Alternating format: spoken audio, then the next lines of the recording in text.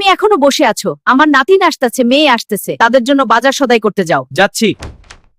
ও কি ঝামেলা, বাজার ঘাট করা যাবে। কোথায় গিয়েছিলেন? আমি বাজার গিয়েছিলাম।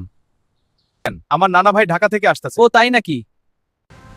আমি আমার নাতিনের জন্য অপেক্ষা করতেছি গাড়ি নিয়ে, অটো সিএনজি। ওইলে আমরা একসাথে বাড়ি যাব। মা, নানু ভাই কোথায়? তোমার নানু এসে পড়বে এখনই।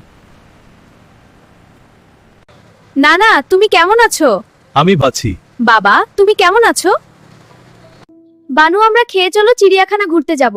হ্যাঁ, খুব মজা চলো সবাই হবে। মিলে যাই। হ্যাঁ বাবা, খুব ভালো। ফয়সাল কোথায় গেছে?